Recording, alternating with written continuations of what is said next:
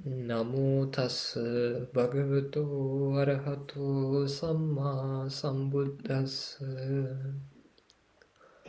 ඒ භාග්‍යවතු අරහතු සම්මා සම්බුදුරජාණන් වහන්සේට අප සියලු දෙනාගේම හෘදයාංගම නමස්කාරය වේවා.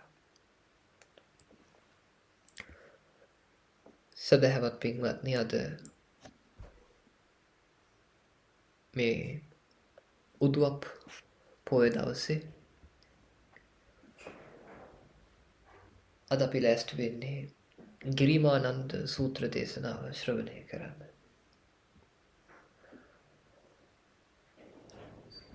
එක කාලයක බුදුරජාණන් වහන්සේගේ කාලේ ගිරිමානන්ද කියලා ස්වාමීන් වහන්සේ නමක් වැඩ හිටියා. උන්වහන්සේ දවසක් බොහොම ගිලන් භාවයට පත් වුණා.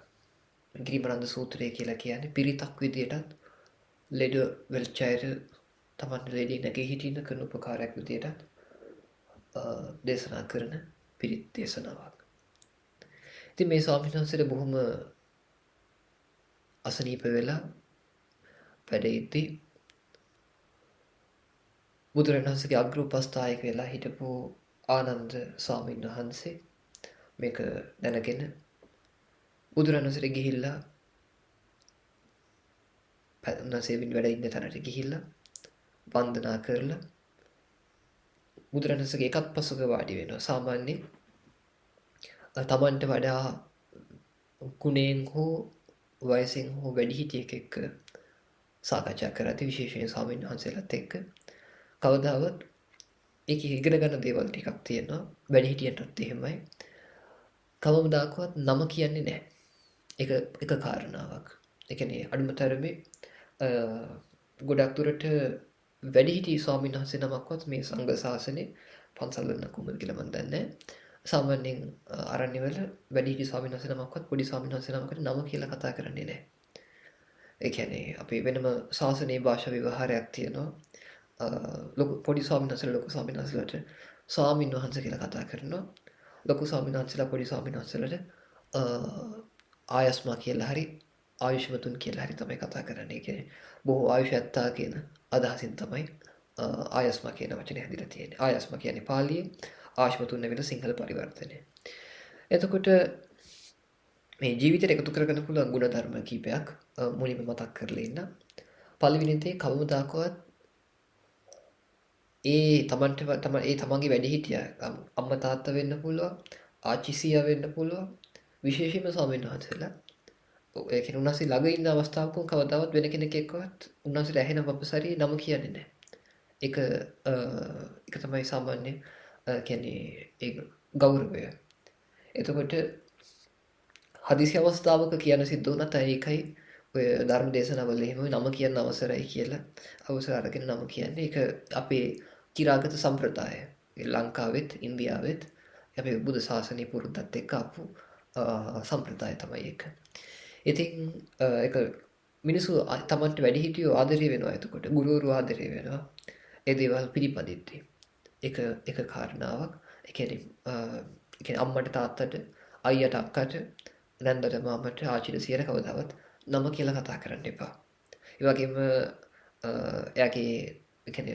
එයා ළඟ ඉන්න තැනක එයාගේ නම අනිත් අයත් එක්ක කියන්නේ අහවලා කියලා එහෙම නම කියලා කියන්නත් එපා.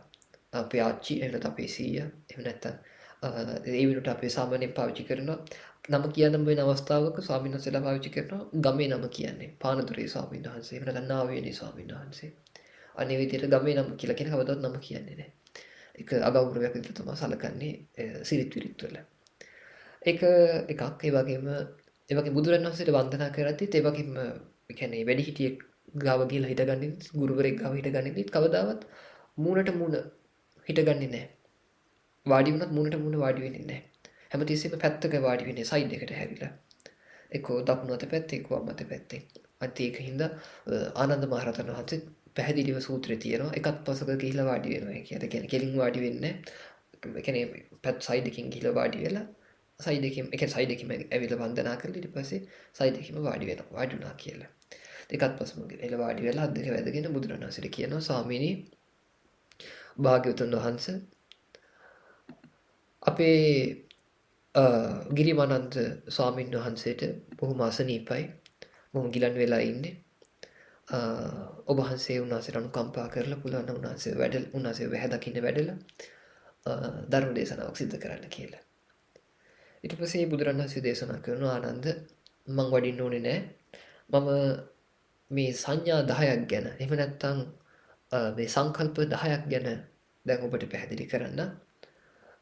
ඔබ ගිහිල්ලා ගිරිමානන්ද භික්ෂුවට මේ සංඥා 10 උගන්වන්න. මේක අහලා ඉවර වෙද්දිම එයාගේ අසනීපය සුව වෙයි කියලා බුදුරණවහන්සේ උන්න දේශනා කරනවා. ඊට පස්සේ ආනන්ද ස්වාමීන් වහන්සේ ඒතර රහත් වෙලා එහෙම නැහැ. සෝතාපන්නයි දැනට එච්චරයි. ඔන්න උන්වහන්සේ ඊට පස්සේ වඩිනවා ගිරිමානන්ද සංසේ හොයාගෙන. ඉතින් සංඥා 10 අහගෙන ඉවර වෙලා. දැන් අපි හොයලා බලමු මොනවාද ඒ සංඥා 10 කියලා. ඒ සංඥා 10 තමයි අනිත්‍ය සංඥාව, අනාත්ම සංඥාව, අසුභ සංඥාව, ඒ වගේම ආදීනව සංඥාව, ඒ වගේම පහාන සංඥාව, ඒ වගේම විරාග සංඥාව, ඒ වගේම නිරෝධ සංඥාව, ඒ වගේම සියලු ලෝකෙහි නොඇලෙන සංඥාව, ඒ වගේම සියලු සකස් කිරීම වල අනිත්‍ය දකින සංඥාව, ඒ වගේම ආනාපාන සතිය. මෙන්න මේ 10 වඩන විදිය තමයි මෙන්න මේ 10 ගැන තමයි පැහැදිලි කරන්නේ භාවනා වර්ග 10ක්. මෙන්න මේ කමටහන තමයි ගිහිලා කියන්නේ. මොකද ඒ වෙනකොට ගිරිමානන්ද ස්වාමීන් වහන්සේ කියන්නේ බොහොම හොඳට භාවනා කරපු ස්වාමීන් වහන්සේ නමක්. ඉතින් මේ ධර්මය ඇහෙද්දි උන්වහන්සේගේ භාවනාව මුදුන්පත් වෙලා උන්වහන්සේ අරහත්ත්වයටපත් වෙන අවස්ථාව තියෙන හින්දා. ඉතින් අපි මේ සංඥා 10 එකින් එක විස්තර කරගෙන යමු. පළවෙනි එක තමයි අනිත්‍ය සංඥාව. බුදුරණන්සේ අහනවා ආනන්ද මේ අනිත්‍ය සංඥාව වඩන්නේ කොහොමද කියලා ප්‍රශ්නයක් අහලා බුදුරජාණන් වහන්සේ උත්තරේ දෙනවා. මේ ශාසනයේ යම් මහාන කෙනෙක් එහෙම නැත්නම් භාවනා කරන කෙනෙක් කැලෑවකට හරි ගිහිල්ලා එහෙම නැත්නම් ගහක් ඇරට හරි ගිහිල්ලා එහෙම නැත්නම් හිස් කාමරයකට හරි ගිහිල්ලා එමෙන්න මෙහෙම මෙනෙහි කරනවායි කියනවා. රූපේ අනිත්‍යය, වේදනාව අනිත්‍යය, හඳුනා ගැනීම අනිත්‍යය, හිතේ සකස් කරන ස්වභාවය අනිත්‍යය, හිතට දැනෙන දැනීම අනිත්‍යය කියලා. මෙන්න මෙහෙම නුවණින් බලද්දී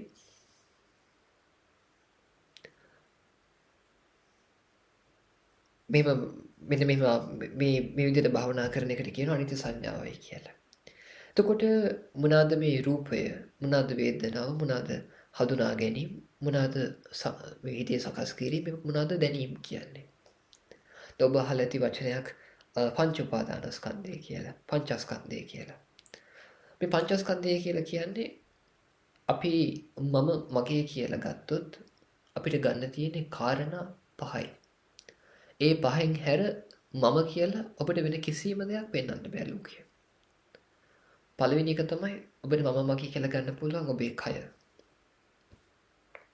දෙවෙනි එක තමයි ඔබට මම මගේ කියලා ගන්න තියෙන ඒ තමයි ඔබට දැනෙන වේදනා.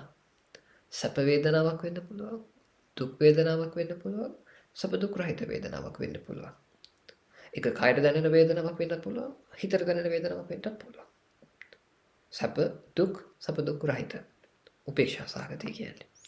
ඉතින් මෙන්න මේ වේදනාවලුත් අපි මට දැනෙනවා මගේ කියලා ගන්නවා. ඊළඟට හඳුනා ගැනීම. දැන් මේ නිල් පාට, මේ රතු පාට, මේ අම්මා, මේ තාත්තා, මේ ගෙදර, මේ මම, මේ මගේ නියපොත්ත, මේ මගේ කොණ්ඩේ යන ආදී වශයෙන් මේ මම යන ආදී වශයෙන් මේ අපි හඳුනා ගන්නවා. මේ හඳුනා ගන්නෙත් මේ ඒක තමයි හඳුනා ගැනීම කියන්නේ. මේ හඳුනා ගන්නෙත් මම කියලා අපිට අදහසක් තියෙනවා. මේ හඳුනා ගැනීම සිද්ධ කරන පුද්ගලයා මමයි කියලා. මම විසින් මේ හඳුනා ගැනීම කරනවා කියලා. එතකොට මේක මට වැටහෙන ඒ කියන්නේ ඊළඟ කාරණාව තමයි ආය සංස්කාර කියලා කියන්නේ හිතේ සකස් කරන ස්වභාවය. මොනවද සකස් කරන්නේ? ඔබ ගැඹුරින් දැනට කියන්න ඕනේ නැහැ. මම සරලව කියන්නම්. සංස්කාර කියලා කියන්නේ හිතාගන්න හිතේ කියවන ගතිය කියලා දැක්ට දල වශයෙන් දරුවෝ ඉන්න හින්දා සරලව කියන හිතේ කියවන ගතිය කියලා හිතන්න. හිතේ මේ කියවන ගතියක් තියෙන සකස් කරන ගතිය. අන්න ඒකට සංස්කාර කියලා දැනට හිතාගන්න. එතකොට ඊළඟ කාරණාව තමයි මම මගේ කියලා ඔබට ගත්තොත් ගන්න තියෙන්නේ. දැන් ඔබේ හිතේ කියවන ගතිය ඔබ ඒ සිතුවිලි වලට එන්න කිව්වෙත් නැහැ. ඒවට ඉන්න කිව්වෙත් නැහැ. ඔබ ඒවට යන්න කිව්වෙත් නැහැ. හැබැයි ඒවම එනවා ඒවම යනවා. හැබැයි ඔබ මේ සිතුවිලි මේ හිතේ කියවන ගතිය මේ හිතන්නේ මම මේ දැනෙන්නේ මට කියලා ඔබ ග්‍රහණය කරනවා. අන්න ඒකත් එතකොට මම මගේ කියලා ගන්න දෙයක්. ඊළඟ කාරණාව අවසානයේක විඥානය. විඥානය කියලා කියන්නේ විශේෂයෙන් දැන ගැනීමට. ඥාන කියලා කියන්නේ ඔබ සිංහල ඉගෙනගෙන තියෙනවා නම් දන්නවා ඇති. ඥාන කියලා කියන්නේ ජානාති කියන වචනේ ජානාති කියන ආඛ්‍යාතේ කිතකේ තමයි මේ මොනවාද ඥාන කියලා කියන්නේ. එතකොට දැන ගැනීම තමයි දැනගනී කියන ක්‍රියාපදේ මොනවාද කිතකේ වෙන්නේ නාම පදේ වෙන්නේ දනී කියන අර්ථය. දැනීම කියන අර්ථය. එතකොට ඒක තමයි ඥාන කියලා කියන්නේ.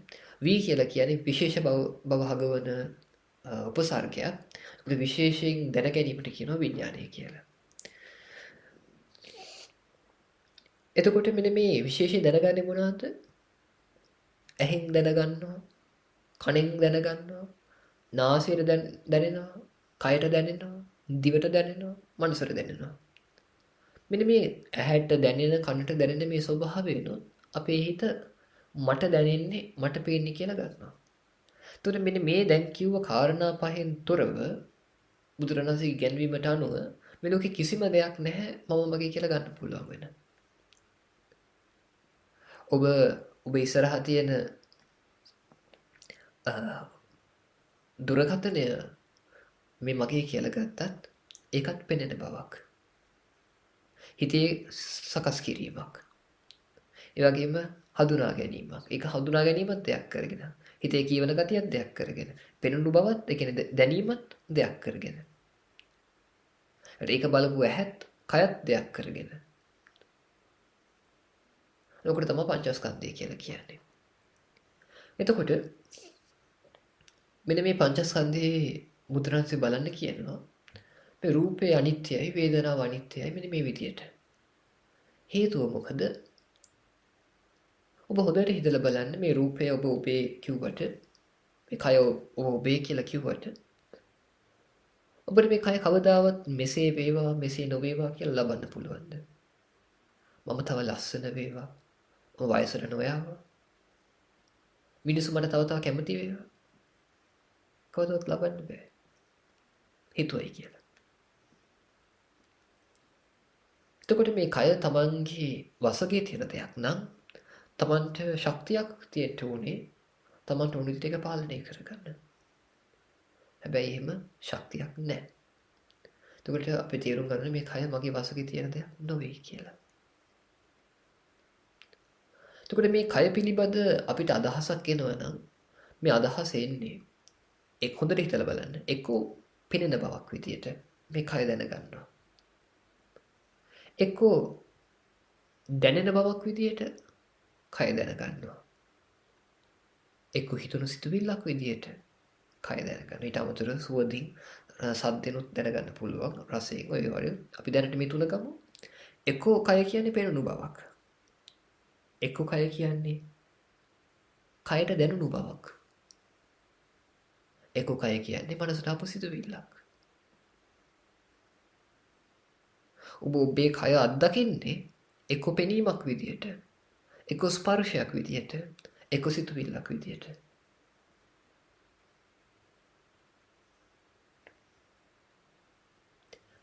මේ ධර්මයේදී අපි නිතරම කතා වෙන්නේ මනස දන්න ස්වභාවයක් ගැන හැමතිස්සෙම. භෞතිකත්වයක් ගැන නෙමෙයි. මොකද හේතුව බුදුදහම සම්පූර්ණ ඉලක්ක වෙලා තියෙන්නේ දුකක් සහ දුකක නැතිවීමක් පෙන්වලා දෙන්න. දුකක නැති කිරීමක් පෙන්වලා දෙන්න. එතකොට යම් තාක් දුකක් ලෝකේ හට ගන්නවා නම් ඒ ලෝකේ හටගන්නේ දුක හටගන්නේ මේ මොහොතේ ඇතිවෙන දැනීමක් තුල. Tamanට ඇතිවෙන දැනීමක් තුල. ලෝකේ නැති වුණොත් ඒ වගේම දුක නැති වුණොත් නැති කරන්න පුළුවන් වෙන්නේ මේ මොහොතේ ඇතිවෙන දැනීමක් තුලමයි. ඔබට 100ක් සිහි නැති වුණොත් කෙනෙක් ඇවිල්ලා ඔබේ අතපය කෑලි කෑලි කැපුවත් මූණ බ්ලේඩ් එකකින් ඉරිතැලුවත් කිසිම ප්‍රශ්නයක් නැහැ. ආයි නැගිටින්නෙත් නැත්තම් ඔබ කිසිම අදහසක් නැහැ මේකෙන්. ඔබට අත්දැකීම් ඇති ජීවිත එක දවසක් හරි කලන්තේ දාලා ඒ ක්ලාන්ත වෙච්ච අත්දැකීම් මෙහෙම තියෙනවා නම් සිහි නැති වෙච්ච අත්දැකීම් මෙහෙම තියෙනවා නම් බලන්න ඒ සිහි නැති වෙන වෙලාවේ මුළු ලෝකෙම ඔබට අමතක වෙලා යනවා. ලෝකෙම ඔබ නිකන් අර මැරිලා නැගිට්ටා වගේ. ඉස්කෝලේ පාඩම් කරන තියෙනවා විභාග තියෙනවා කිසි දෙයක් දන්නේ නැහැ. එතකොට මේ ලෝකෙ මල්ලන් තියෙන්නේ පාඩම් කරන්න ඕනේ කියලා අල්ලන් තියෙන්නේ විභාග කරන්න ඕනේ වගේම රැකිරක්ෂා කරන්න ඕනේ විශ්වවිද්‍යාලය යන්න ඕනේ මේ ඔක්කොම සිහිය එනවත් එක්කම මනසට ආපු ආකල්ප සමාජයේ විසින් ඔබ දාගත්තු ආකල්ප මදකට සිහි නැති වුණොත් මේ සියල්ල ඉතින් අතහැරිලා මරණ මංචකයත් ඒ වගේ.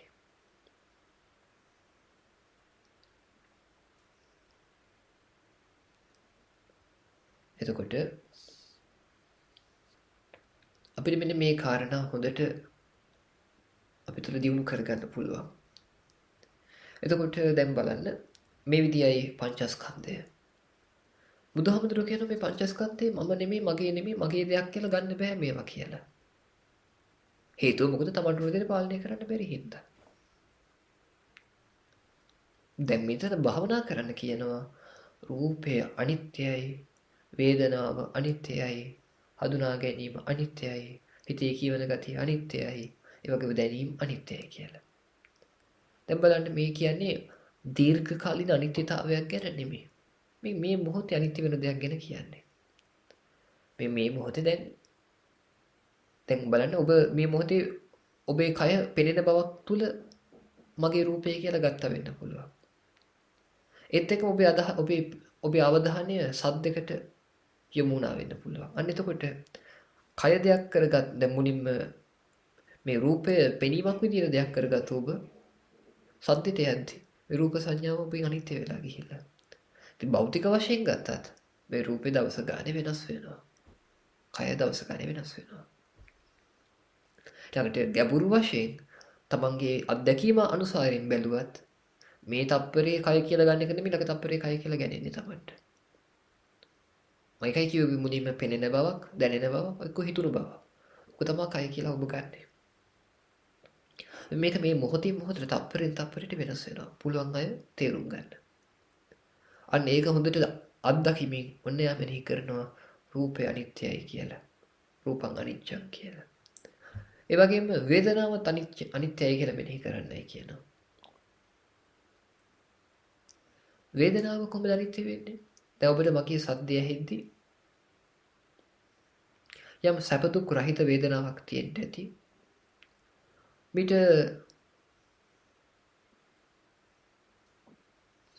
තප්පර 5කට උඩදී තිබ්බ වේදනාවද සැප දුක් රහිත වේදනාවමද තාම තියෙන්නේ. ඔබ හොඳට අත්දැකලා බලන්න. එවනත ඔබ මෙතනදී වාඩි වෙලාවේ තිබ්බ වේදනාවද ඔබට දැන් තියෙන්නේ. දැන් ප්‍රඥාව හොඳට දියුණු කෙනෙක්ට තේරෙනවා මේ කියන කතාව. මිට තප්පරයකට උඩදී තිබ්බ විදීමක්ද තාම ඔබ විදින්නේ නැත්නම් ඒ විදීම වෙනස් වෙලා වගේද? එවනත තප්පරයක් අනාගතයේ විදින්න තියෙන විදීම ඔබ තාම විදින්නේ වර්තමානයේ. නෑ. මේ තප්පරයක් ගන්න ක්ෂණයක් ගන්න වේදනාව පෙරලෙනවා වෙනස් වෙනවා. අන්න මේකට අවධානය යොමු කරමින් දකින්න කියනවා වේදනාව අනිත්‍යං කියලා. වේදනාව අනිත්‍යයි කියලා. ඊළඟම හඳුනා ගැනීමත් ක්ෂණයක් ගන්න වෙනස් වෙනවා. මේ රතු පාටයි කියනවා, මේ මෙහෙසේ කියනවා, මේ පුටුව කියනවා, මේ මගේ ඇඟ කියනවා, මේ මගේ ඇඳුම කියනවා, මේ මගේ ඇඟිල්ල කියනවා, මේ මගේ ෆෝන් එක කියනවා. ඔබ එක පැත්තක් ඉඳලා අනිත් පැත්ත බැලුවොත් සෝතාපන්නවත් නොවෙච්ච කෙනෙක්ට හඳුනා ගැනීම රාශියක් ඇති වෙලා ඉවරයි.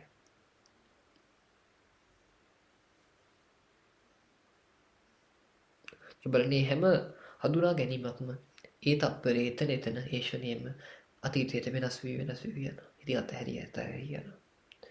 අනේකත් ඔන්න මේ අවබෝධ කරගනිමින් සංඥා අනිච්චං කියලා සංඥාව එහෙම නැත්නම් හඳුනා ගැනීම අනිත්‍යයි කියලා මෙනෙහි කරනවා. මේක දකිමින් හැබැයි මෙනෙහි කරන්න ඕනේ නිකන් නෙමෙයි අවබෝධයක් ඇතුව. ඊළඟට සංඛාර හිතේ සකස් කරන ස්වභාවය. බලන්න හිතේ එක්කෝ ඔබට යම් යාළුවෙක් ගැන සමහරක් වෙලාවට ලොකු කේන්තියක් තියෙන්නේ නැති. දවස් දෙක තුනකට කලින් දැන් ඒක සම්පූර්ණයෙන් ඉවරයි. ඒ වෙලාවේ හිතුණා මේකට මොකද නොකර බෑයි කියලා. හැබැයි දැන් එක ගාණක්වත් නැහැ. ඇයි ඒ? සකස් කිරීම අනිත්‍යයි හින්දා. ඔබට අතීතයේ දවසක දෙකකට දෙන්න සතියකට උඩදී මාසයකට උඩදී යම් පිරිමි ළමයකට හෝ ගැණු ළමයකට ආසාවක් ඇති වුණා වෙන්න පුළුවන්. ඒක සමහරකට දැන් නැහැ. සම්පූර්ණ මතකත් නැහැ එහෙම එකක් ඇති වුණාද කියලා. සමහරකට ඔබට මොන හරි කන්න හෝ දැන් පොඩකට කලින් හිතුණා වෙන්න පුළුවන්. ඒ සිතුවිල්ල දැන් නැහැ.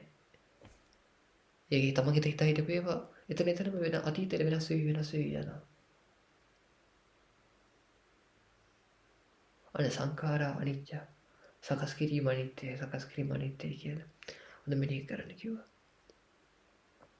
ඒ වගේම විඥානං අනිච්ච. විඥානය කියන්නේ මේ පෙනෙන බව, දැනෙන බව. මේ කෙටිම වචනේ තමයි දැනෙන බව.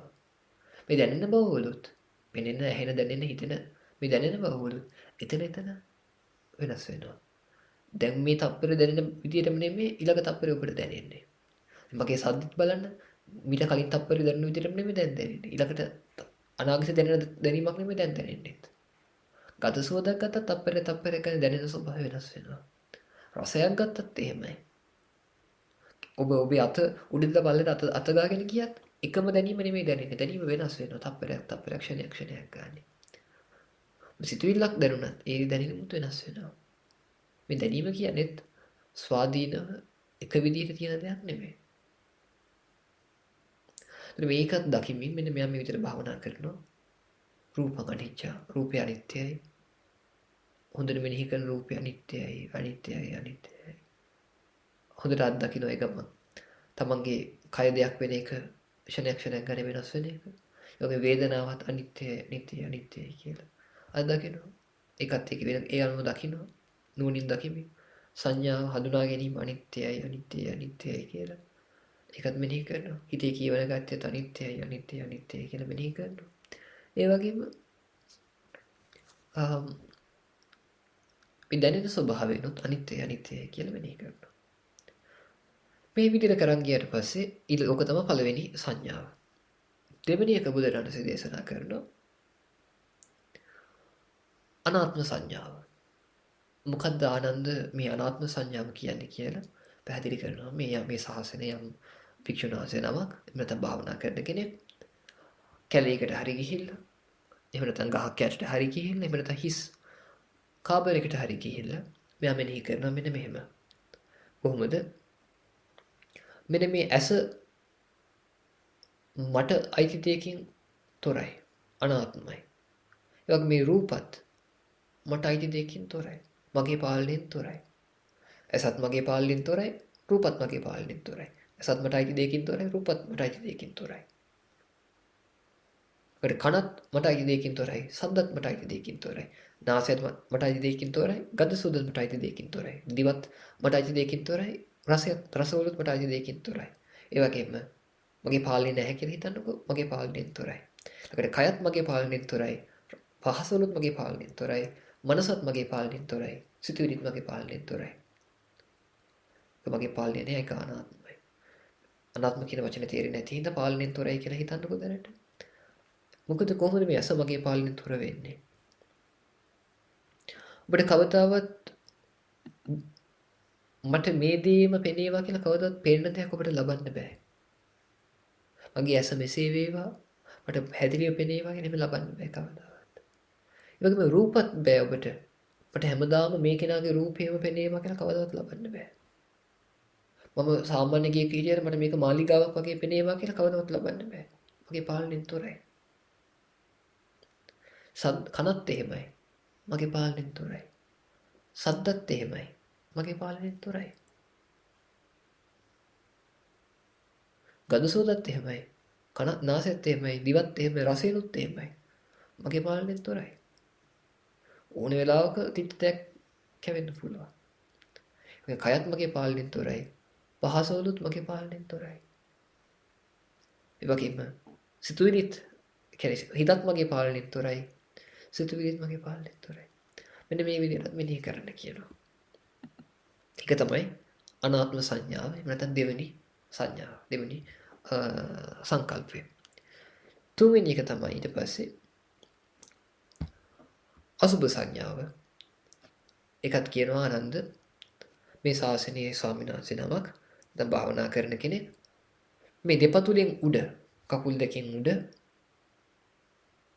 ඒ වගේම මේ කෙස් වලින් යට කොණ්ඩෙන් යට සමෙන් වට වුණු මේ ශරීරයේ ඇති নানা ප්‍රකාර අසුබ දේවල් නැත්නම් ජරාවල් නුවණින් මෙනෙහි කරනවා කියනවා.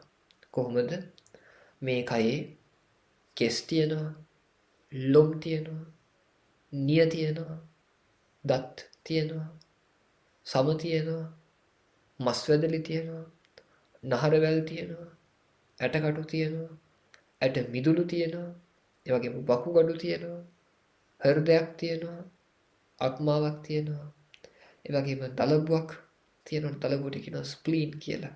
සිංහල නම දලබුව. ඔය ඉංග්‍රීසියෙන් දන්නෙත් නැහැ, සිංහලෙන් දන්නෙත් නැහැ. ඒක කරන්න දෙයක් නැහැ ඒකට. ඊළඟට බඩදිවක් තියෙනවා. බඩදිව කියලා කියන්නේ මෙම්බ්‍රේන්ස් කියලා ඉංග්‍රීසියෙන් කියනවා අන්න ඒවට. ඊළඟට පපු මාස තියෙනවා. පපු මාස කියන්නේ පෙනහැලි වලට. පෙනහැලි තියෙනවා. ඒ වගේම බඩවැල් තියෙනවා. බඩවැල් අතර බැදුම් හෙවත් අතුණු බහන් තියෙනවා. ඒ වගේම නොපැසුණු ආහාර තියෙනවා. වමනයක් වගේ. වගේම අසුචි තියෙනවා. ඒ වගේම පිත තියෙනවා. සෙම තියෙනවා. සැරව තියෙනවා. ලේ තියෙනවා. දහදිය තියෙනවා. ඒ වගේම මේද තෙල් තට්ටු තියෙනවා. අර නල්ලි එහෙම දාන්නේ තෙලක්.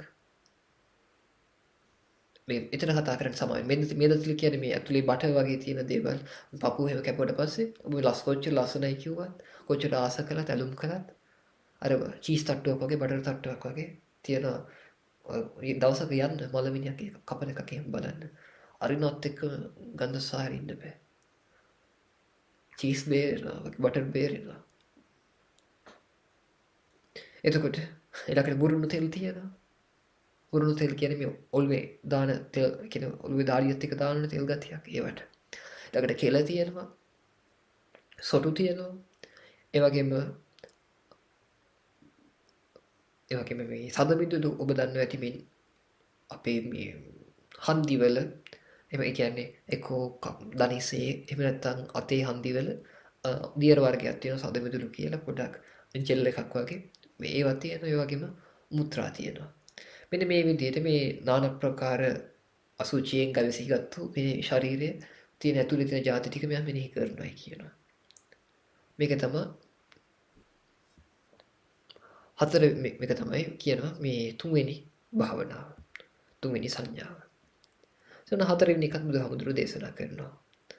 ආනන්ද ආදීනව සංඥාව මොකක්ද කියලා පැහැදිලි කරනවා. ශාසනීය ස්වාමීන් වහන්සේ නමක් එහෙම නැත්නම් භාවනා කරන කෙනෙක් එක්ක කැලෑවකට ගිහිල්ලා එහෙම නැත්නම් ගහක් යට වාඩි වෙලා නැත්නම් හිස් කාමරයකට ගිහිල්ලා මෙන්න මේ ශරීරය බොහෝ ආදීනව සහිතයි, බොහෝ දුක් සහිතයි කියලා කල්පනා කරලා මේ ශරීරයේ තියෙන ආදීනව දුක් අවාසි පැහැදිලි මෙනෙහි කරනවා. මෙසේ මේ ශරීරයේ දැන් රෝග වර්ග ලයිස්තුවක් බුදුහාමුදුරුවෝ කියනවා. ඇස් රෝග හට ගන්නවා. දැන් මේක ඇස් වගේ මේ නුවණින් අත්දකින්න. ඇස් රෝග හට ගන්නවා. කන් රෝග හට ගන්නවා. නාසයේ රෝග හට ගන්නවා. දිවේ රෝග හට ගන්නවා. ශරීරයේ රෝග හට ගන්නවා. ඒ වගේම හිසේ රෝග හට ගන්නවා. ඒ වගේම මේ උගුරේ මේ කියන්නේ කර්ණ රෝග හට ගන්නවා. ඒ වගේම කට ඇතුලේ රෝග හට ගන්නවා. ඒ වගේම දත් රෝග හට ගන්නවා. වගේම කාශය කියලා රෝග හට ගන්නවා, ශ්වාස රෝග හට ගන්නවා, පීනස් රෝග තියෙනවා. ඒ වගේම දහදියත් රෝගයක්.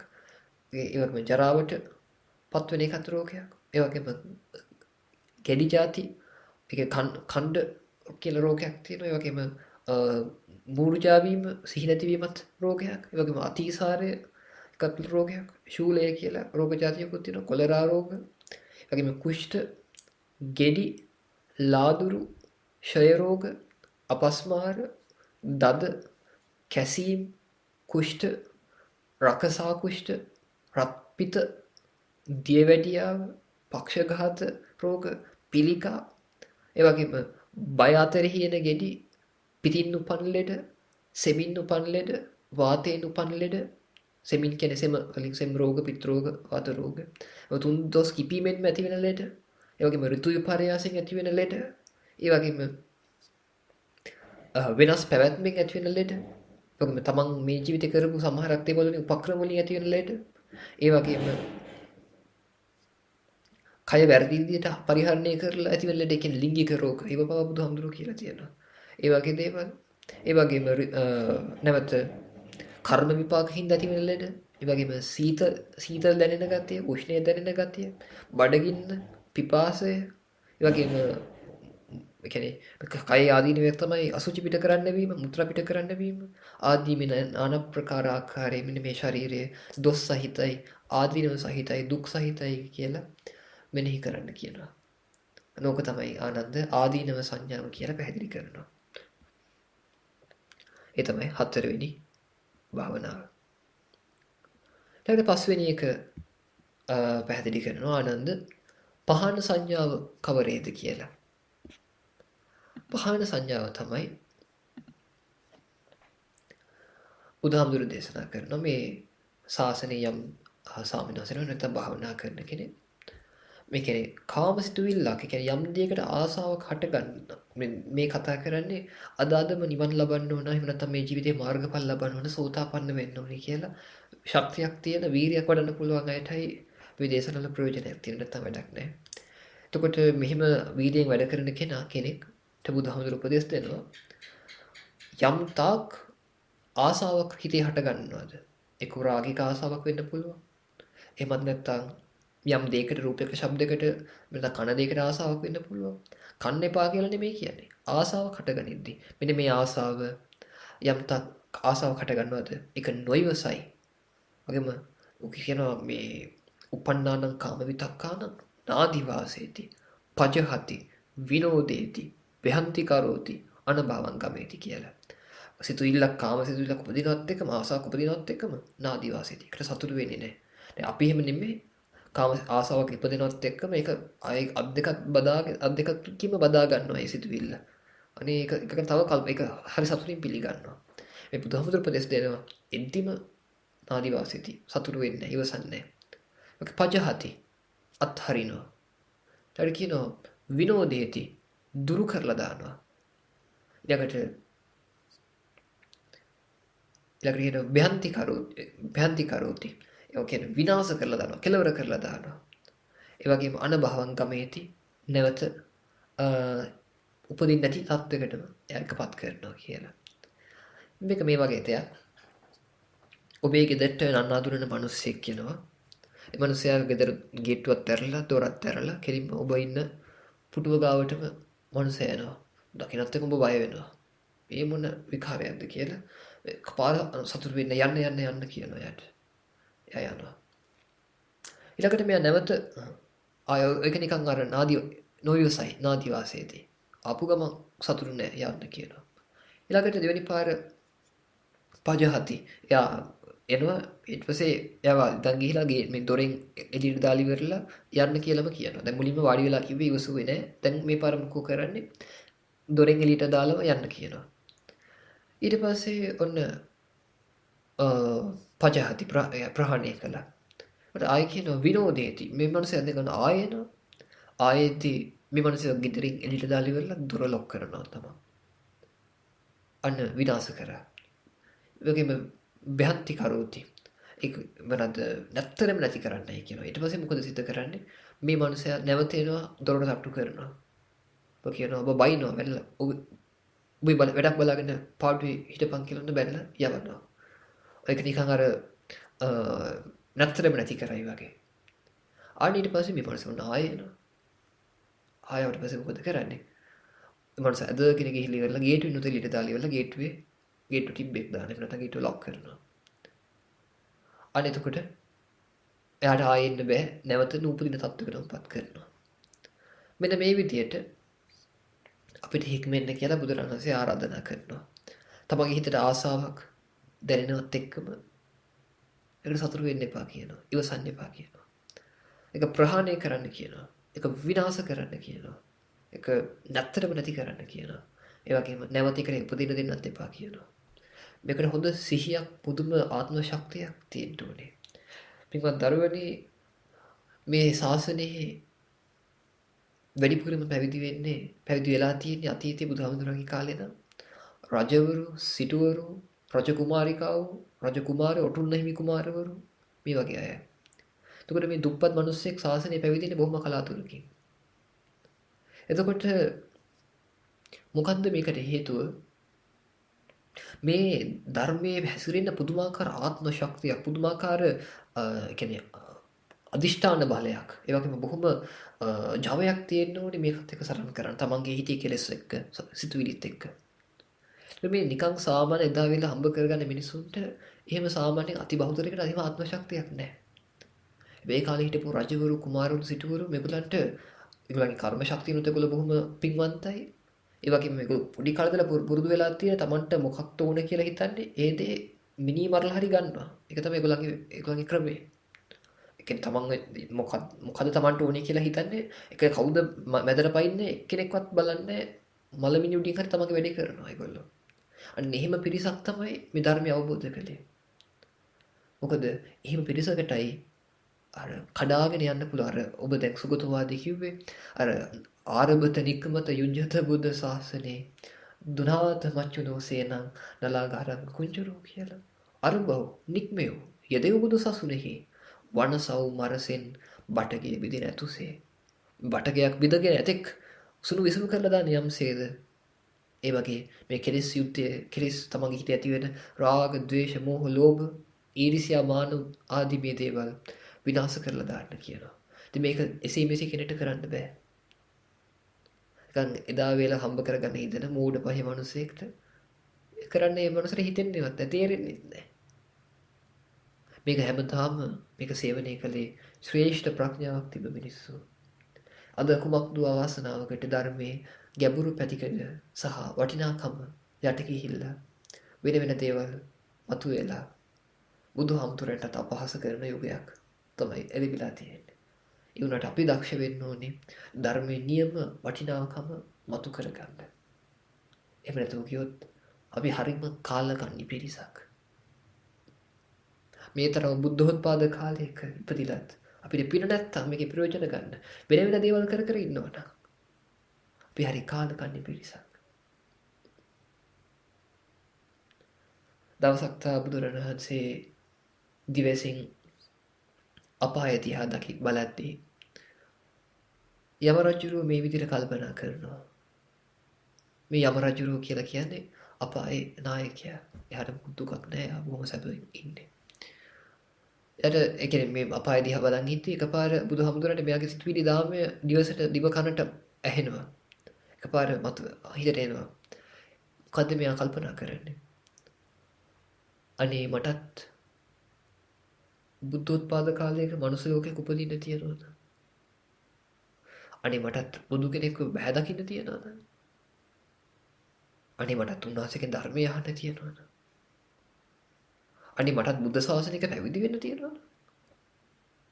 අනේ මටත් බුද්ධ ශාසනයක පැවිදි වෙලා ඒ ශාස්ත්‍රීය ශාසනය ඉෂ්ට කරගන්න තියනවද? මටත් මේ සංසාර ගමන නිදහස් වෙන්න තියනවද? කියලා යම රජුරු හිතන මේ දැන් තාම ඉන්න කෙනා තමයි එහෙම හිතන්නේ.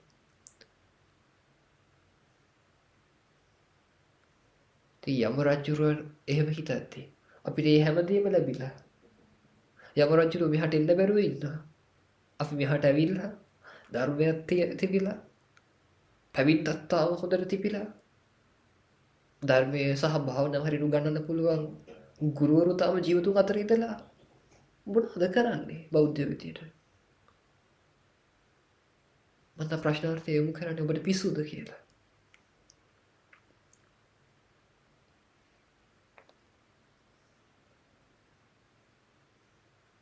ඔබ දරුවෝ විදියට මම පොඩි අවවාදයක් දෙන්නම් මගේ ජීවිතයේ අත්දැකීමක් එක්ක.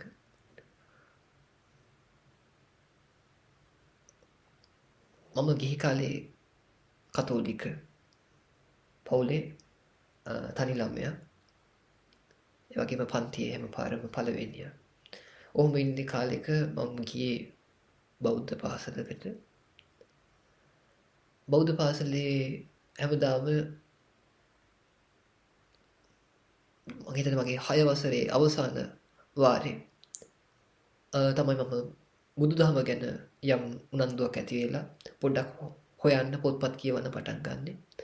පන්ති පාර ගුරුවරු එහෙම පොඩ්ඩක් මාවට යොමු කළා. ඒකත් එක්ක චතුරාර්ය සත්‍ය වගේ දේවල් වලට හරියට හිතට වැදුනා. ඇත්තනේ මේ කතාව කියලා. ඊට පස්සේ පටන් ගත්තා ටික ටික භාවනා කරන්න. ඒ වගේම තව ධර්ම පොත්පත් කියවන්න.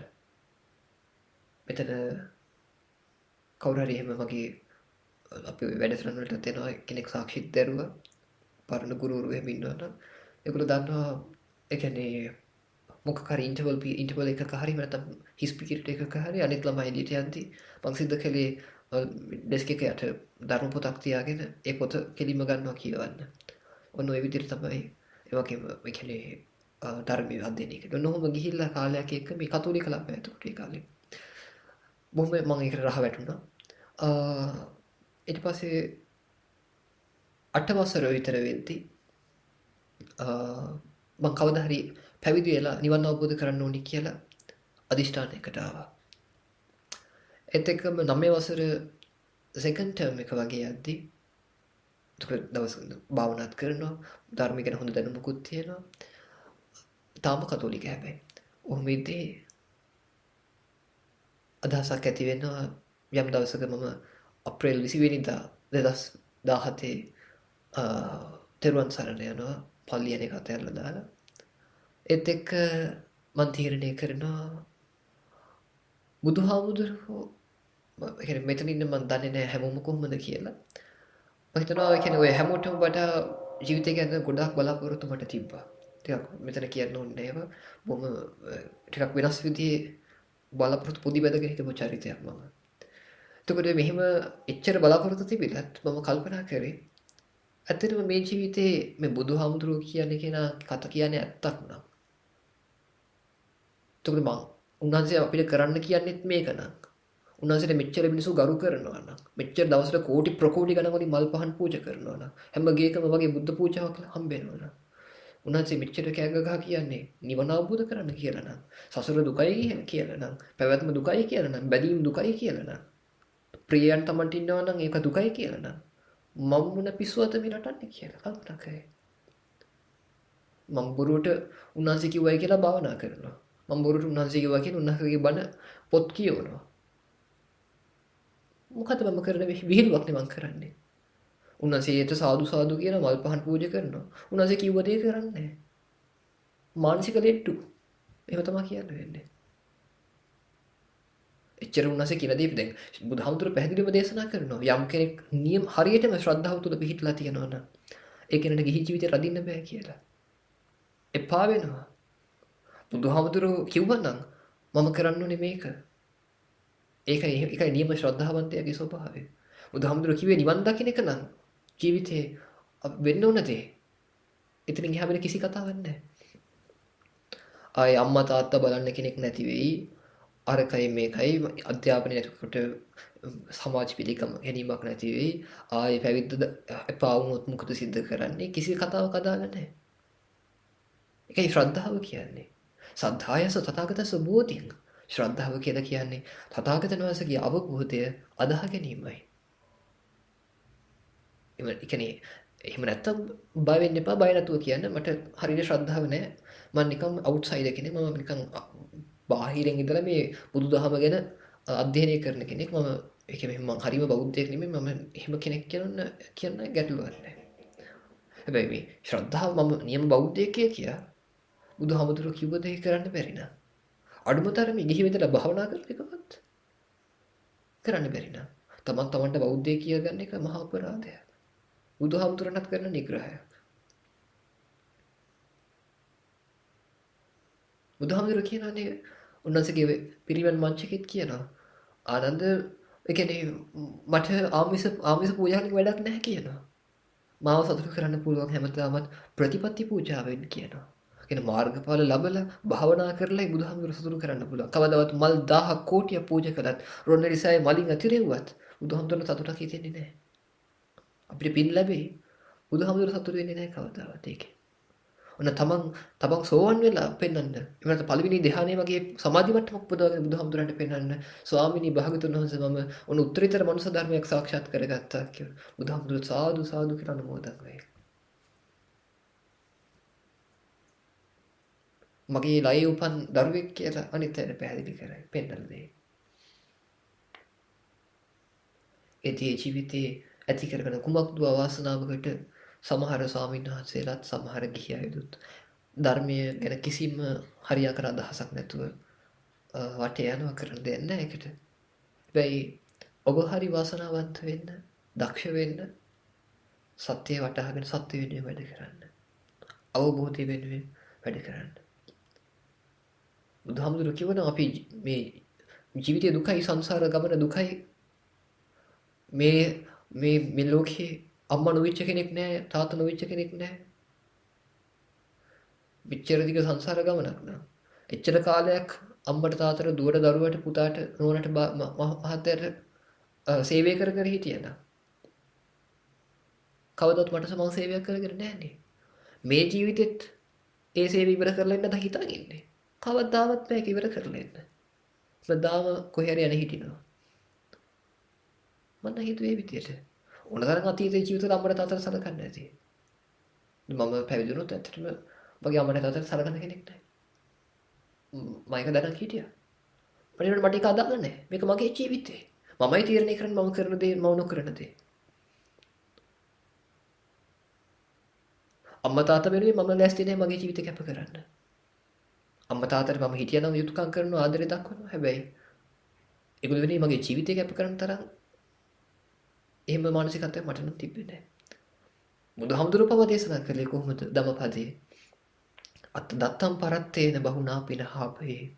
අත දත්තං අභිඥාය සදත්ත පසුතෝසියා කියලා. අත දත්තම් පරත්තේන බොහෝ දෙනෙක්ට අයහපතක් සිද්ධ වුණත් තමන්ගේ යහපත සිද්ධ කරගන්න. අත දත්තං අභිඥාය තමන්ගේ නියම යහපත මනාව වටහාගෙන සදත්ත පසුතෝසියා ඒකට පසුබට නොවි ඒක සිද්ධ කරගන්න කියලා. ඔබට හිතෙන්න පුළුවන් ධර්මයේ බුදුහාමුදුරුවෝ ආත්මార్థකාමී කියලා. ඒක එහෙම වෙන්න පුළුවන්. මොකද සැබෑ ආත්මార్థකාමීත්වයේ තුලමයි පරාර්ථකාමීත්වයේ බිහි වෙන්නේ. මොකද ඒක ඔබත් දුක හේතගෙන තව තවත් අනිත් අයවත් සංසාර ගමනටම අරන් යන එක. ඒක මහා මෝඩකමක්. මේ ජීවිතේ මම අම්මට තාත්තට උපස්ථාන කරලා මැරුණා කියලා හිතන්නකෝ. ඒගොල්ලොත් මැරුණා මාත් මැරුණා. ඒගොල්ලෝ තවත් බැඳින් පොඩි බැඳගෙන තව තවත් සංසාර ගමනේ යාවි. හැබැයි මම මේ ජීවිතේ ඒගොල්ලන්ට අසරණ නෙවෙයි කරන්න දෙයක් නැහැ. මම සංසාර ගමනේ නිදහස් වුණා නම් ඒගොල්ලන්ට ඒ පිනම ඇති මෛත්‍රී බුද්ධ ශාසනය හැරි නිවන් දකින්න. එතකොට මේ ආත්මార్థකාමීත්වය තුලයි නියම මේ ඔබ හිතන ආත්මార్థකාමීත්වය නෙමෙයි මේ නියම ආත්මార్థකාමීත්වය තුලයි සැබෑ පරාර්ථය හැංගීලා තියෙන්නේ. ඒකයි බුදුරණන් වහන්සේ එදා ඉපදුණු දරුවව දාලා තමන්ගේ නෝනව දාලා තාත්තව දාලා තමන් ගැන බලාපොරොත්තු දහස් ගණන් තියන් හිටපු තමන්ගේ පිය රජතුමාව දාලා අභිනිෂ්ක්‍රමණය කරන්නේ. සමහරු කියනවානේ මේ ගෑණිව දරුවෝ දාලා කී මාර තාත්තෙක් නේ කියලා එහෙම කියන සමහර අන්‍ය ආගමිකයෝ ඉන්නවා. සමහර බෞද්ධයෝත් ඉන්නවා එහෙම කියන. බුදුරණන් වහන්සේට. ඒ සැබෑ පරාර්ථකාමීත්වයේ හැංගිලා තියෙන ආත්මార్థය තුලයි හැමදාම. තමන්ගේ යහපත මුල් තැන දෙන්න. තමන්ගේ යහපත ගැන හිතන්න. මොකද තමන්ගේ ජීවිතේ තීරණ වෙන කිසිම කෙනෙක්ට ගන්න දෙන්න එපා. මොකද ජීවිතේ ඔබේ අම්මගේ නෙමෙයි තාත්තගේ නෙමෙයි වෙන කිසිම කෙනෙක්ගේ නෙමෙයි. ජීවිතේ ඔබේ. ඔබයි තීරණය කරන්නේ ඔබ කළ යුතු සහ නොකළ යුත්තේ. සේ අම්මලාගේ මම නම් ඉල්ලුවා පැවිදි වෙන්න අවසර ඒගොල්ලෝ ඉතින් කතෝලික මට දුන්නේ නැහැ. මම ඊට පස්සේ ගෙදරින් පැනලා ගියා අරණ්‍යයකට. කොහොම හරි අම්මලා තාත්තා ඇවිල්ලා දවස් 3ක් විතර රණ්ඩු කරලා අවසානයේ අවසර ඉල්ලගත්තා පැවිදි වෙන්න. ඉතින් කෙසේ හෝ වේවා ඒ කතාව කිව්වෙත් ඔබට ශක්තියක් වෙයි කියලා හිතලා අපි නැවත මාතෘකාවට යමු. මෙන්න මේ විදිහට මේ යම්තාක් කාමසිතුවිලි උපදිනවද හොඳ වීරියක් බලවත් කරන්න ඕනේ. ඒ කියන්නේ මයිකයි කිව්වේ රජවරු සිටුවරු වගේ අර ප්‍රබල ශක්තිය තිබ මිනිසුන්ට මේක කරන්න පුළුවන් වුණේ කියලා. ඒ කියන්නේ යම්තාක් ඒ උපදිනවද විනාශ කරලා දාන්න වීරිය බලවත් කරන් ඉන්දියා. ඒ වගේම යම්තාක් මේ ද්වේෂ සහගත සිතුවිල්ලක් ඇති වෙනවද කේන්ති සහගත සිතුවිල්ලක් ඇති වෙනවද මෙන්න මේවත් උපදිද්දිම සතුරු වෙන්නේ නැහැ. ප්‍රහාණය කරනවා, විනාශ කරනවා, නැත්තරම නැති කරනවා. ඒ වගේම නැවත උපදින දෙන්නේ නැහැ. මොන විදිහට ඒවත් ප්‍රහාණය කරනවා. කියන්නේ මේ වාඩියට ඉඳලා යම් තාක් සිතුවිලි එන්නේ මොනවද ඒවා එහෙම නැති කරලා දානවා. ඊළඟට තමට හිංසා කරන්න යම් තාක් සිතුවිලි එන්න පුළුවන්. හිංසා කාමී අදහස් එනවත් එක්කම ඔබට හිතමු නිකන් ඔබ වැඩක් කර කරේදී හිතන ඌබියෙක් මරන්න. නැත්නම් මදුරෙක් ගහන්න. කැරපොත්තෙක් මරන්න. හුණෙක්ගේ වල්ගේ කඩන්න. ඔය වගේ හිංසා කරන්න. ඉතින් හැම අවස්ථාවකම ඒකට සතුරු වෙන්න එපා සිතුවිල්ලට. ඒක ප්‍රහාණය කරන්න. ඒක විනාශ කරන්න සිතුවිල්ල. ඒක නැත්තරම නැති කරන්න. නැවත උපදින දෙන්නත් එපා සිතුවිල්ලට.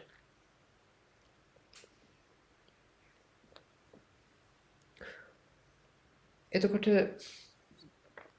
ඒකයි විසියයි ඊළඟ ඔක තමයි පස්වෙනි සංඥාව. හයවෙනි එක තමයි ආනන්ද මොකද්ද මේ විරාග සංඥාව කියලා අහලා බුදුහාමුදුරුවෝ උත්තරේ දෙනවා.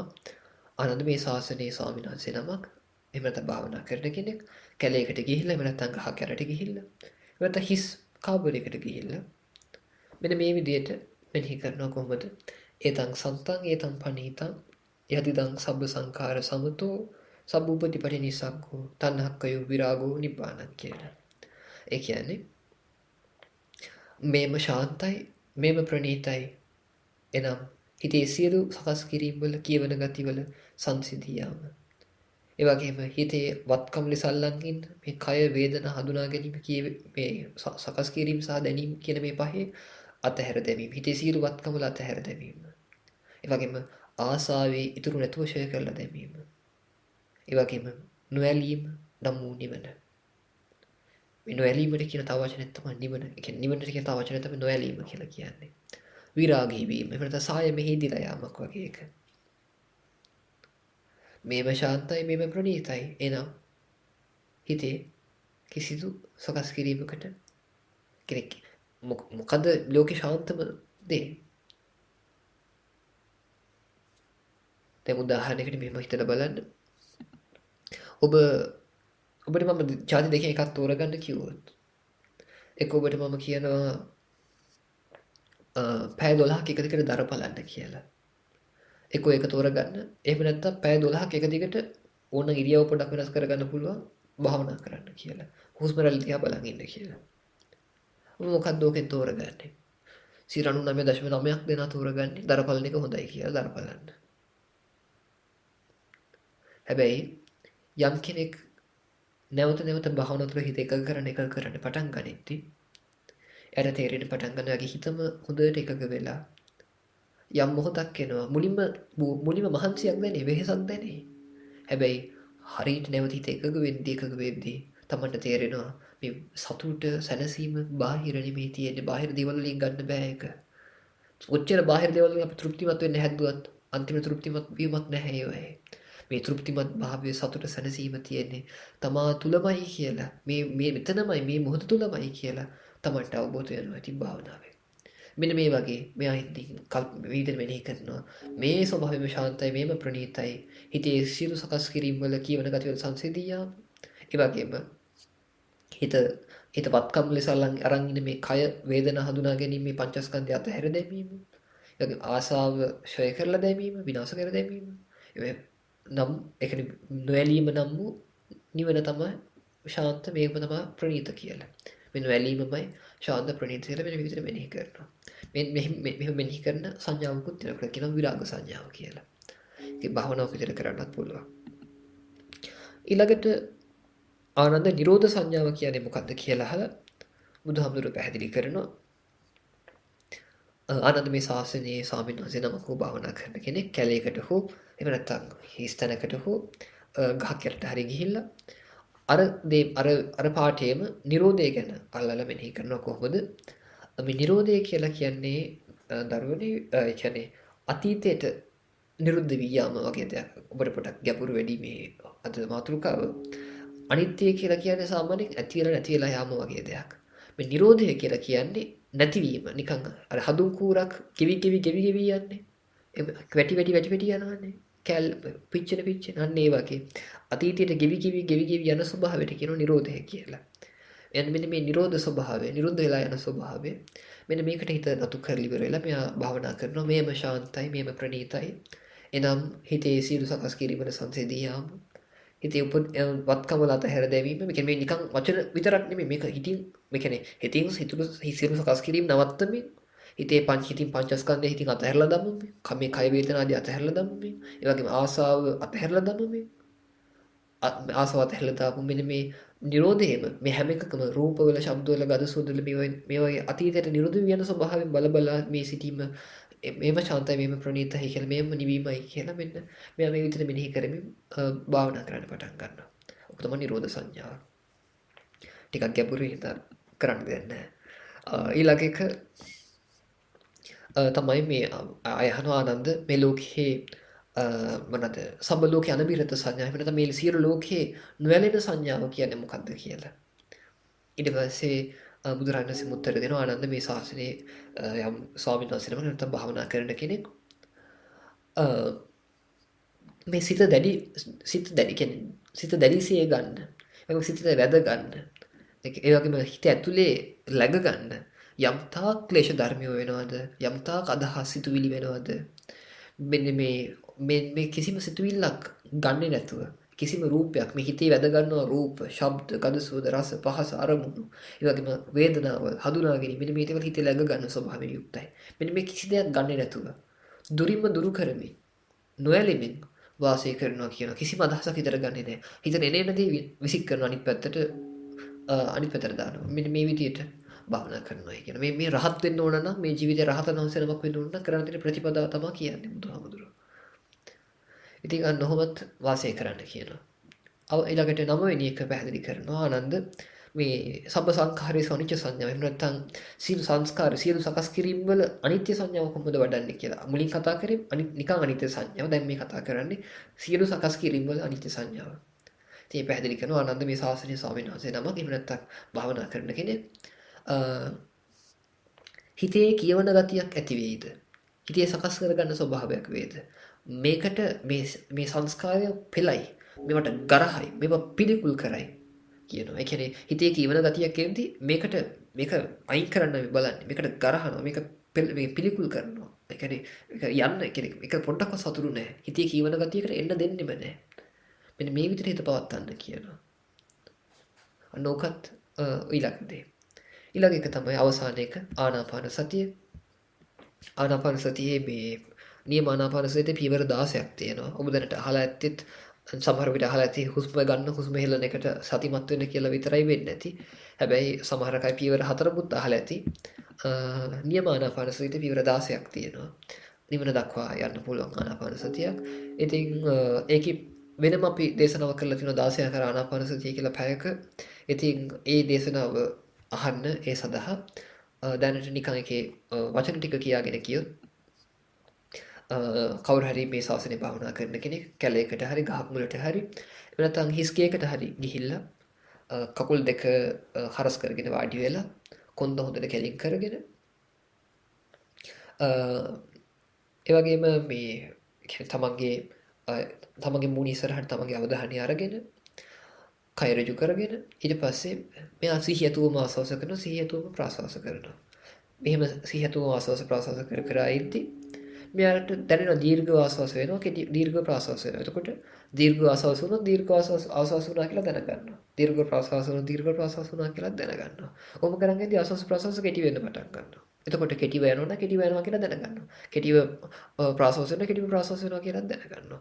ඔහොම ටිකක් වෙලා කරගෙන යද්දී එයාට දැනෙන්න පටන් ගන්න මුළු කයම නිකන් මුළු කයම මේ ෆීල් වෙනවා එක්ස්පීරියන්ස් වෙනවා වගේ අත්දැකීමක් එනවා. සමහරක් අදහස් මේ සම්බන්ධයෙන් තියෙනවා හුස්මේ මුලැමැදාග කියලා මම දැනට මම හරි කියලා හිතන ක්‍රමවේදය පැහැදිලි කරන්නම්. මුළු කයම දැනෙන්න පටන් ගන්නවා මේ කියන්නේ ආස්වාසයක් තුළ මුළු කයම හොඳට ෆීල් වෙන එක්ස්පීරියන්ස් වෙන්න පටන් ගන්නවා. අන්න එතකොට මුළු කයම අත්දැකීමෙන් ආස්වාස කරනවා මුළු කයම අත්දැකීමෙන් ප්‍රාශ්වාස කරනවා. ඔක දිගට කරන් යද්දී ඊට පස්සේ මට්ටමක් එනවා ආස්වාස ප්‍රාශ්වාස සියුම් වෙන්න. එතකොට තව තවත් ආස්වාස සියුම් කරමින් ආස්වාස කරනවා. තව තවත් ප්‍රාශ්වාස සියුම් කරමින් ප්‍රාශ්වාස කරනවා. අන්න ඔය විදිහටත් භාවනා කරනවා. අන්න ඔහොම කරද්දී ඔය පියවර 4 පස්වෙනි පියවර තමයි තමන්ගේ හිතට ප්‍රීතියක් දැනෙන්න පටන් ගන්න. පිනා යන ගතිය. එතකොට මේ පිනා යාම අත්දැකීම ආස්වාස කරනවා. පිනා යාම අත්දැකීම ප්‍රාශ්වාස කරනවා. ඔබ ටිකක් කරන් යද්දී හිතයි කය දෙකම සපවත් වෙන්න පටන් ගන්නවා. ඒ සැපේ අත්දැකීම ආස්වාස කරන සැපේ අත්දැකීම ප්‍රාශ්වාස කරනවා. ඔබ දිගට කරන් යද්දී තමන්ට තමන්ගේ හිතේ සකස් කිරීම එහෙම නැත්නම් හිතේ හඳුනගන්න විදින ස්වභාවය. දැන් මේ සැපක් දැනුණත් ඔන්න සැපේ විදීමත් සැප විදින ගතියත් සැප හඳුනගන්න ස්වභාවයත් ඔබට තේරෙනවා බොහොම අඩුයි බොහොම ගැඹුරු කාරණාවක් මේක. අර දේශනාව අහන්න තව වැඩි දුර විස්තර සඳහා මේ සංඥා වේදනා දෙක හඳුනගනිමින් ආස්වාස කරනවා සංඥා වේදනා දෙකට සංවිධීමෙන් ප්‍රාශ්වාස කරනවා. ඔහොම ටිකක් වෙලා කරන් යද්දී මේ හිතේ හඳුනගන්න විදින ස්වභාවය සංසිඳෙන්න පටන් ගන්නවා. එතකොට ඒක සංසිඳවමින් ආස්වාස කරන එක සංසිඳවමින් ප්‍රාශ්වාස කරනවා. ඔකත් දිගට කරන් යද්දී ඔන්න පියවර 8ක් ඉවරයි. ඊළඟ පියවර තමයි ඒ කියන්නේ සිතට සංවේදී වෙමින් ආස්වාස කරනවා සිතට සංවේදී වෙමින් ප්‍රාශ්වාස කරනවා.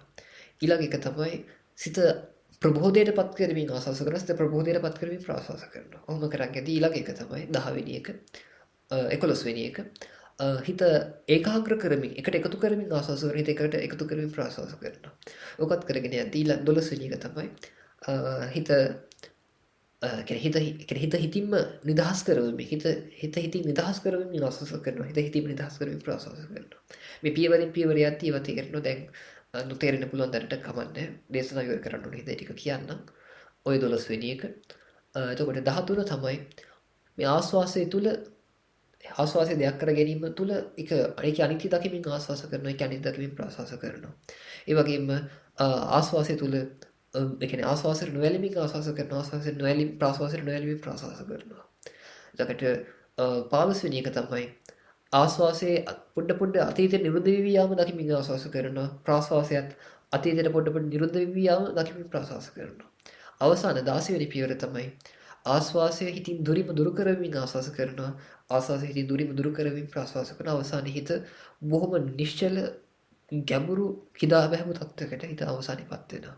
ඉතින් ඔක තමයි ආනාපාන සතිය කරන ක්‍රමවේදයේ අවසානයේ පැහැදිලි කරන ආනන්ද එදින් ඔබ ගිරිමානන්ද මහන්තෙම වෙත ගිහිල්ලා මෙන්න මේ සංඥා 10 දේශනා කරන්න මේ සංඥා 10 අහලි කරනවත් එක්කම ඉගිරිමානන්ද භික්ෂුවගේ ලෙඩේ මේ යටපත් වෙලා යන මේ කරුණ විද්‍යමාන වෙනවා කියලා බුදුහාමුදුරු දේශනා කරනවා. ඊට පස්සේ ආනන්ද ස්වාමීන් වහන්සේත් බුදුරණන් වහන්සේට වන්දනා කරලා ගිරිමානන්ද ස්වාමීන් වහන්සේ තැනට ගිහිල්ලා ඉවර වෙලා මෙන්න මේ සංඥා 10 දේශනා කරනවා. කිව්වා වගේම මේ දේශනාව මේ ඉවර වෙනත් එක්කම ගිරිමානන්ද ස්වාමීන් වහන්සේගේ හිත ශක්තිමත් වෙලා මෙන්න මේ ආබාධයෙන් උන්වහන්සේ නැගී සිටිනවා. ඉතින් එහෙමම එක නැති වෙලා යනවා ඒ රෝගේ. මොකද හේතුව උන්වහන්සේ ගොඩක් මේ භාවනාව පුහුණු කරලා ගැඹුරු සමාධියක් එම තියෙන්නේ නැති මේ වැහෙනවත් එක්කම උන්වහන්සේගේ හිත ධර්ම ප්‍රබෝධයෙන් අවබෝධي පිරිලිලා යන්නේ නැති එකත් එක්ක උන්වහන්සේගේ රෝගය සමනය වෙනවා. ඉතින් අපිත් පිරිත්වල සජ්ජායනා කරන එකයි මේ සත්‍ය අනුභවයෙන් අපි හැමෝටම සිත සැලසේවා කියලා යහපතක්ම වේවා කියලා. ඉතින් ඔන්න ගිරිමානන්ද සූත්‍රය ඔබට ඇහෙන්න ඔන්න දේශනා කළා. ජීවිතයට එන මේ දේවල් එකතු කරගෙන ශක්තිමත් ධර්ම මාර්ගයේ දෙන්න ඔබ සියලු දෙනාම අදිෂ්ඨාන කරගෙන මේ ජීවිතේම ඉහළ මාර්ගඵල ප්‍රතිවේදයට ඔබ සියලු දෙනාටම වාසනාව ශක්තිය ධෛර්යය ලැබේවා කියලා ආශිර්වාද කරමින් මම නවතින ඔබ සියලු දෙනාටම නිවන් සුවපත් වේවා.